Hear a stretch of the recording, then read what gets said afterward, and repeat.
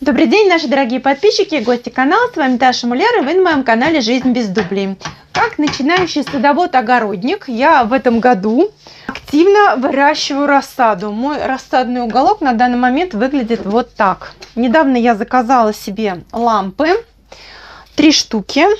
Вот, ссылочку на эти лампы дам в описании к видео, и у меня отдельный есть выпуск, где я про них подробно рассказываю, про их эффективность. Сейчас просто в 2 словах скажу, что я очень довольна этими лампами, потому что именно с ними моя рассада стала, в общем, выглядеть так, как меня устраивает. Такая крепкая, здоровая, зеленая, вообще просто прекрасная. Вот, рассады у меня пока не так много, я еще помидоры не сажала на рассаду, но планирую. И, как видите, место-то у меня, в общем-то, не очень. Поэтому я задумалась о стеллажах и попросила мужа сделать мне стеллажи. Чем, собственно, мы сегодня, точнее не мы, а Валерий Леонидович будет заниматься. Я вам расскажу пока.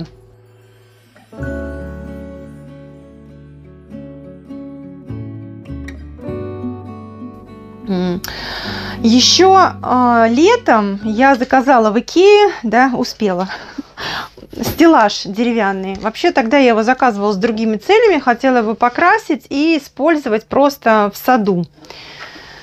Для кашпо различных, или, может быть, там для удобрений, в общем, по хозяйству хотела его использовать. Это такой вот стандартный икеевский стеллаж. И когда я заказывала лампы, я что-то как-то не подумала и забыла, что стеллаж-то у меня полка длиной 80 сантиметров, а лампы я заказала длиной 1 метр. В общем, в связи с этим не совсем лампы подходят к стеллажу. Поэтому приходится что-то мудрить и переделывать. Вот.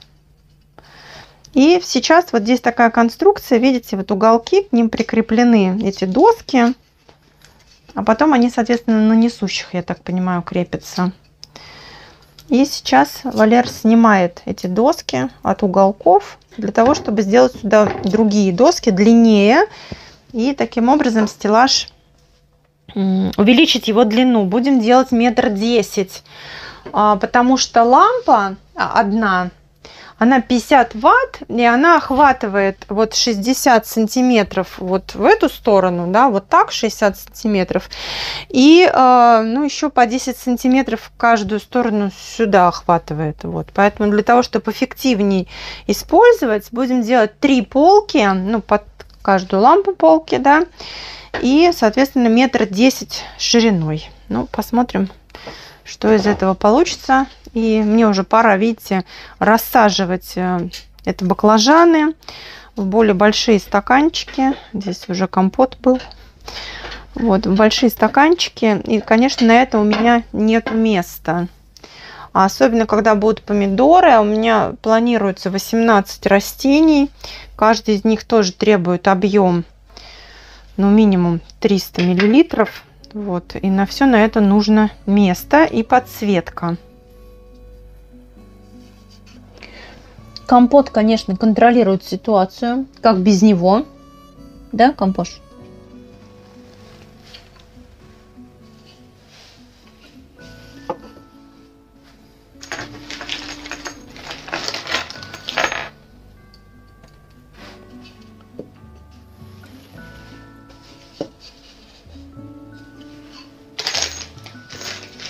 Это те винты, которыми потом крепятся к основным стойкам, да? Да.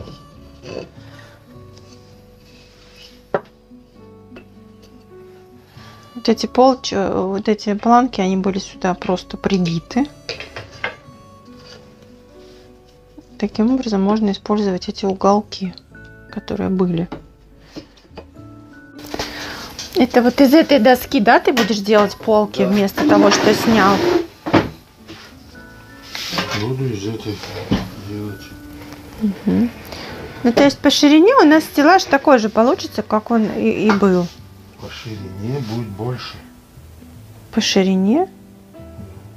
Я имею в виду, вот в 2 доски будет. По вот глубине? это. Да, по глубине. По глубине будет Тоже такой же. А мы по глубине не можем сделать его больше? Нет.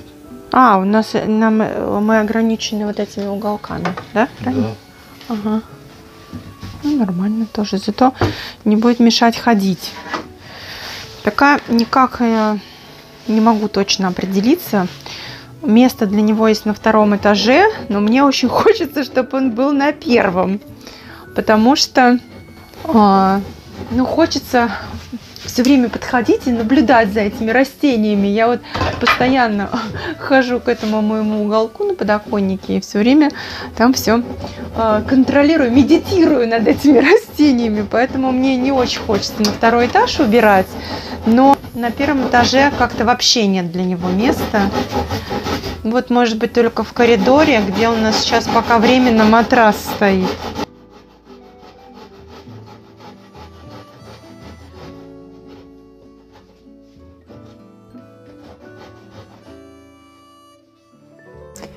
Ну вот, все 8 досок готовы, которые на полке лягут.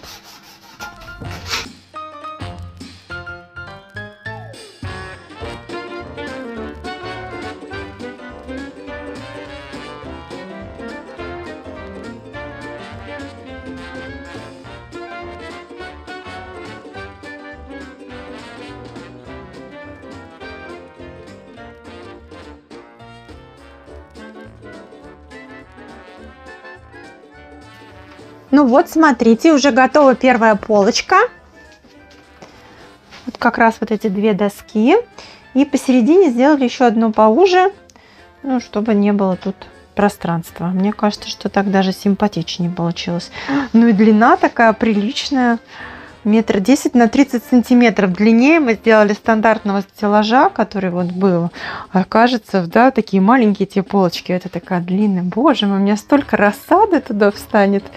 Теперь только выращивай. На этом стеллаже можно будет зимой тоже такой домашний огород организовать, салаты выращивать, домашние сорта томатов, огурцов. В общем, следующей зимой буду тоже этот стеллаж использовать. В общем, я такая довольная, что у меня такой чудесный стеллаж получается.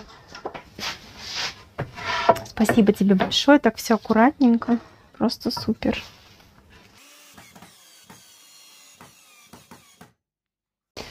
Решили стеллаж все-таки на втором этаже пока собирать, потому что внизу у нас стоит матрас, и там все равно негде.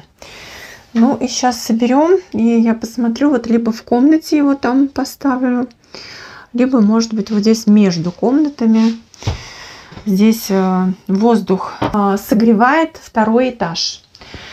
И по большому счету для рассады здесь может быть даже лучше температура, потому что здесь температура воздуха, ну, плюс 18-20 градусов. Как раз она не будет тогда перерастать, но поскольку освещение у нее будет хорошее за счет ламп, то, наверное, она здесь будет хорошо развиваться. Посмотрим. Уже, Валера, вот расстояние полок мы прикинули, какое будет, и прикрепляет к направляющим эти полки. Полки такие хорошенькие получились, мне очень нравятся.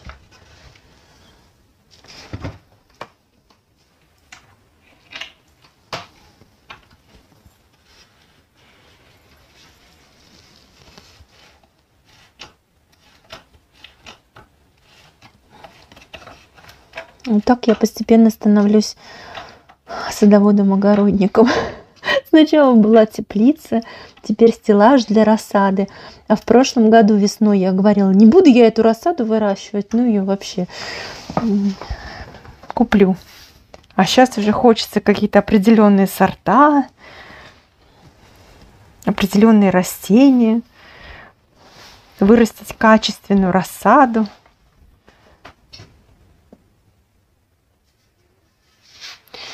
Короче, процесс затягивает. Сам стеллаж готов. Получился он вот такой вот аккуратненький красавчик. И в результате решили его поставить все-таки на втором этаже. Вот здесь вот в комнате у нас есть место между камином и дверцей на под крышу, в общем, тут дверца. Вот. И как раз вот в этот простенок он прекрасно помещается. И муж его потом притянет туда, к стене. А сейчас я подготовила краску. Это такая вот у меня серая краска. Ей покрашены все пергола и шпалеры у нас во дворе. В общем, хочу этой краской покрасить стеллаж. Ну, так он будет опрятнее выглядеть. Лучше будет мыться, если что. Ну, в общем, начинаю красить.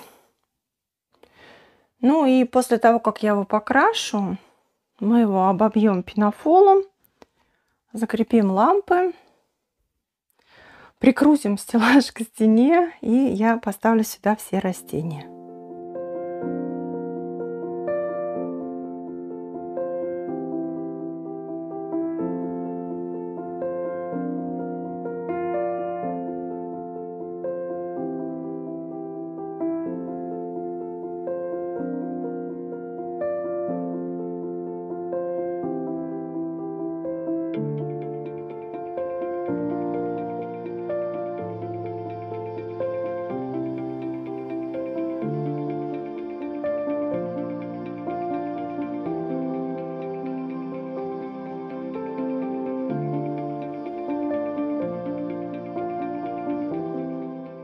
Краска очень хорошая, кроющая. Смотрите, как она хорошо укрывает в один слой все.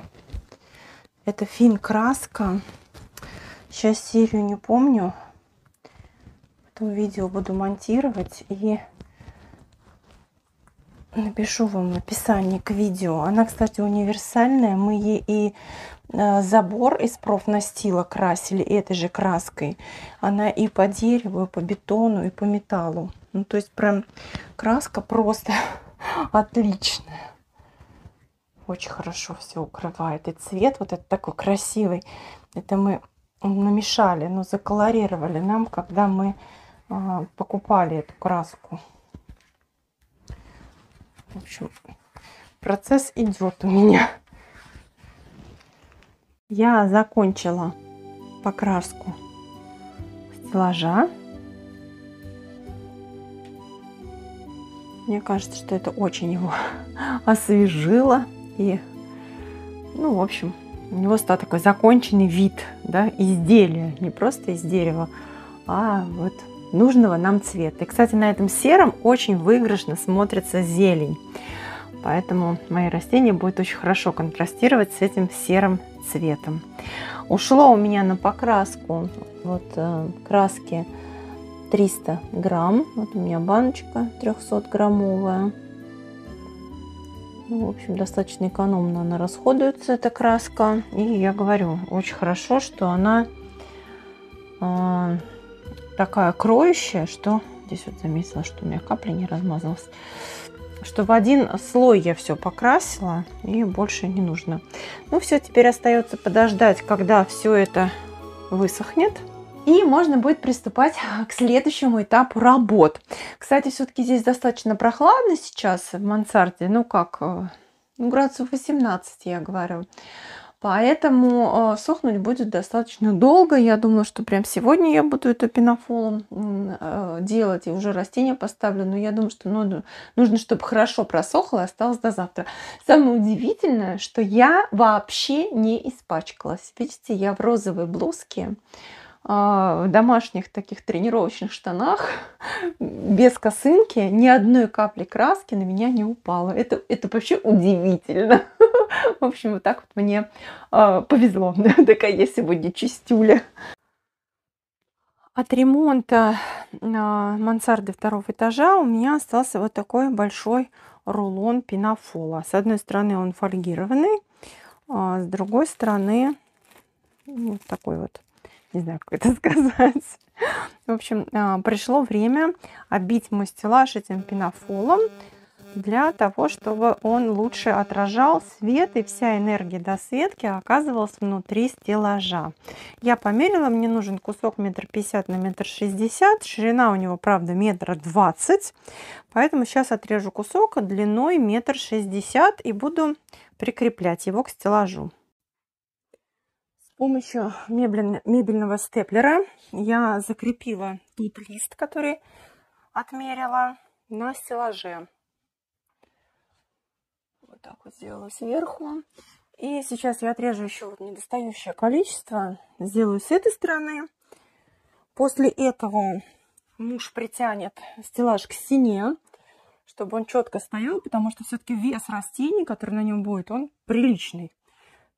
И можно будет монтировать лампы на каждую полку. Вот за счет этой перекладины будут держаться лампы. 3 лампы будет на каждой полке по лампе. И потом можно располагать растения. Мебельным степлером пользоваться очень просто. У меня есть видео, на котором я стулья сама обиваю. И тоже использую мебельный степлер. В общем, в нашем женском хозяйстве мебельный степлер — это очень нужная вещь. Вот так вот его представляешь. Нажимаешь,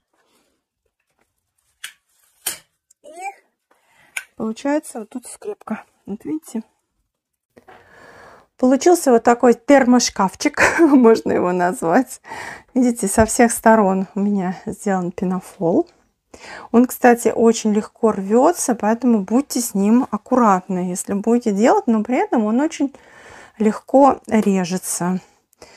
В общем, я довольна, такой культурный вид получился. Длиной у нас 1,10 м, высотой 1,20 м. Расстояние между вот этими полками 50 сантиметров, вот здесь 35 сантиметров и здесь 50 сантиметров. Специально сделала такое расстояние между полками, чтобы можно было зимой огурцы выращивать, да, им нужен объем и пространство. Опять же, если рассада баклажанов высокая или помидор, чтобы она там помещалась. Пока рассада будет маленькая, лампа, которая будет висеть вот здесь вот на подвесе, ее можно будет ниже спускать над рассадой, регулируя тем самым эту высоту. Но мне кажется, что при этом делать 4 полки, да, но с меньшей высотой, это было бы нецелесообразно.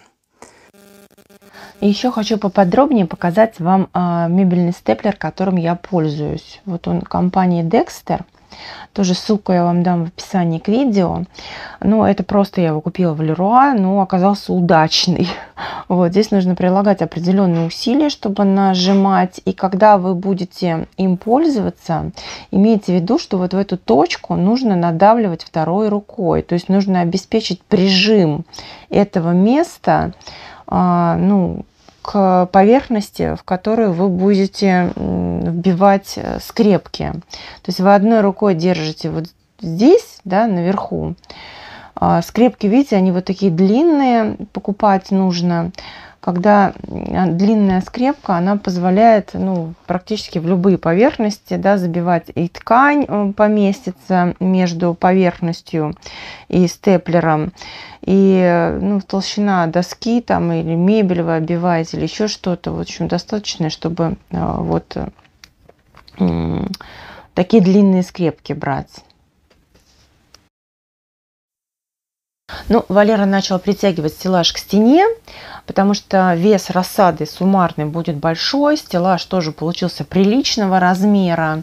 И чтобы вся эта конструкция была устойчивая, да, просто небольшая ширина и большая длина делает конструкцию неустойчивой.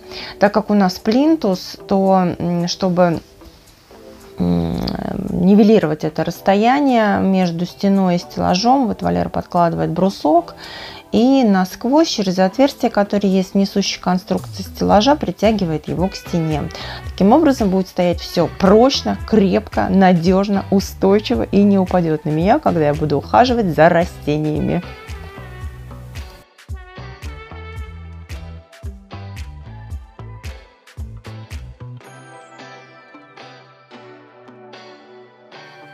Ну все стоит надежно. Теперь будем крепить лампу.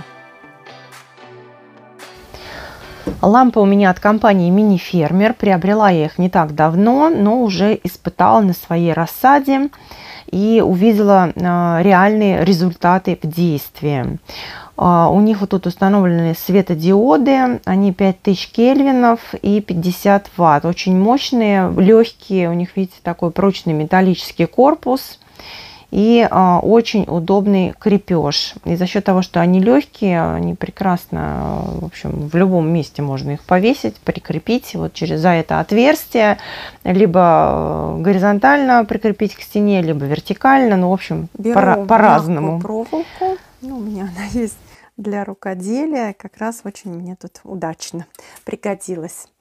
И из этой проволоки, вот перекинув ее через перекладину стеллажа, сделала петлю и повесила лампу. Проволока эта мягкая, она прям руками гнется.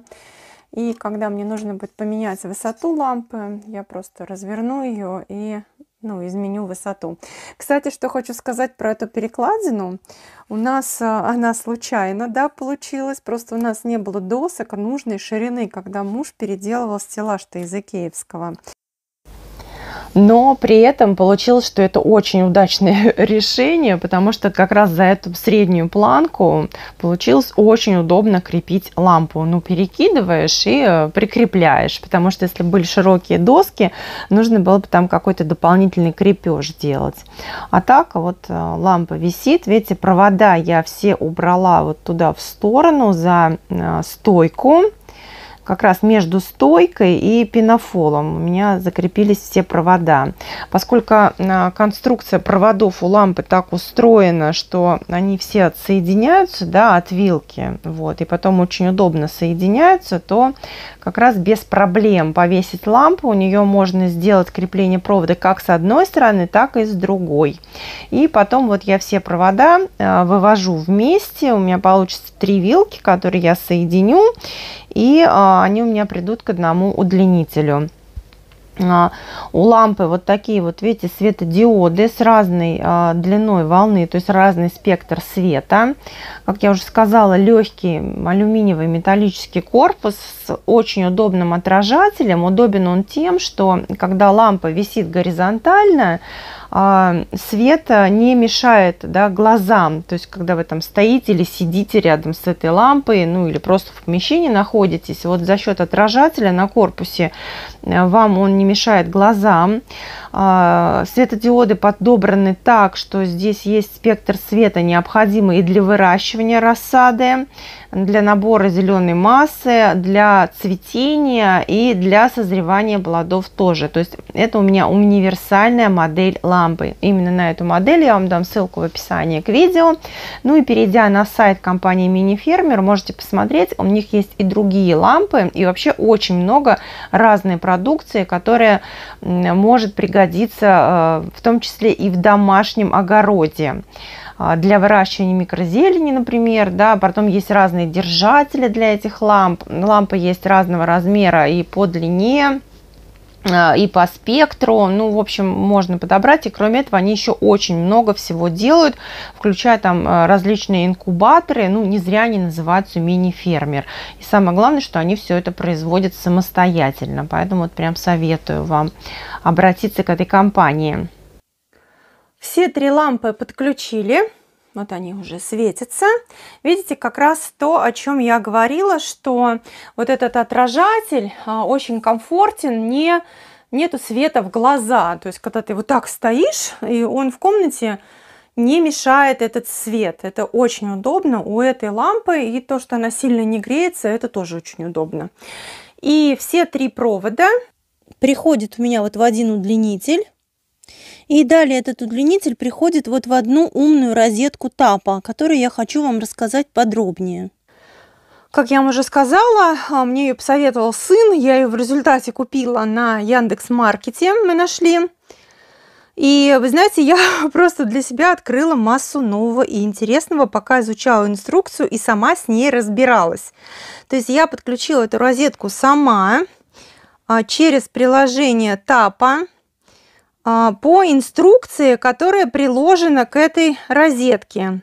То есть там внутри лежит инструкция, где очень подробно и четко все рассказывается. Вот вам сейчас слева на экране постараюсь сделать скрин экрана с телефона и расскажу, как сделать. Значит, самым первым мы должны в Apple Store или Google Play скачать приложение тапа. Оно бесплатное, легкое, загружается элементарно. И далее там прямо пошагово все объясняется. То есть первым шагом мы скачиваем приложение. Далее это приложение подключается к Wi-Fi, который у вас есть в доме.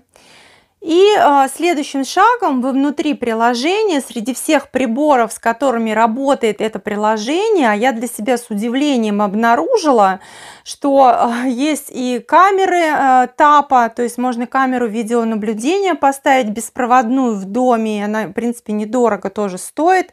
Да, эта розетка стоила 1300 рублей на Яндекс.Маркете. И она очень легко программируется. То есть в приложении вы находите эту розетку. Вот в моем случае это Tapo 100. Выбираете эту розетку в приложении. Дальше попадаете как бы в следующее меню. Привязываете эту розетку к вашему Wi-Fi. И далее подключаете ее. Сначала делаете, программируете ее включение, то есть там ставите плюсик, добавить время, да, и выбираете время. Например, я поставила, она у меня включается автоматически в 8 утра. И ставите время, через сколько вам нужно выключение. Я, например, наладила выключение на 11 часов вечера. Все, включаете розетку в сеть, вот она у меня в пилот, удлинитель включена. В нее включен удлинитель, где все 3 лампы, да, и дальше я вообще этим никак не занимаюсь, то есть у меня лампы сами в 8 утра включаются, в 11 вечера выключаются. Мне кажется, что это еще очень удобно. Вот, например, у меня в теплице стоит обогреватель сейчас. Тоже можно, так я хожу туда, включаю, выключаю, хочу купить еще одну такую розетку, чтобы у меня обогреватель в теплице тоже по заданному времени. Более того, так как вы это делаете с телефона и по Wi-Fi, и через приложение, вы можете вообще находиться в другом месте и с телефона поменять режим или включить, или выключить, да, какой-то прибор. То есть это не обязательно там для лампы, для теплицы. Вы можете, например, обогреватель в загородном доме подключить через эти розетки, и из Москвы или там из своего города, да, куда вы собираетесь ехать на дачу, вы можете с приложения включить эти обогреватели через эти умные розетки. Для этого у вас просто в доме должно быть электричество подключено. В общем, вот такая вот система, и стоит всего недорого, 1300 рублей. Для такого удобства я считаю, что это прекрасный выход. Я, кстати, планирую купить еще себе пару ламп для того, чтобы организовать зимнюю подсветку домашних цветов. И хочу к ним купить тоже такие же розетки, для того, чтобы мне тоже эти лампы включались и выключались по циклу, и не нужно было об этом думать. Ссылку на умную розетку Tapo я дам вам в описании к видео. Ссылку на лампы мини-фермер тоже будет в описании к видео. И в результате мой стеллаж выглядит вот так. Я, в общем, очень довольна тем, что и как получилось. Здесь у меня висит градусник. Вот видите, в данный момент у меня тут 21 градус на нижней полке. Вот я, кстати, хлореллу сама вырастила. По ходу вам показываю. И цветут, зеленеют. Ну, пока еще не цветут, но зеленеют. Вот я, кстати, поставила колиусы. Видите, они сразу, верхние листья расцветились нужной окраской под лампами. Сразу стали такого сортового цвета, потому что зимой они были вот такие вот совсем блеклые, без света, да, а вот здесь вот они сразу изменили окраску и стали такими, какие должны быть на солнышке. Перцы тоже радостно колосятся, все развивается.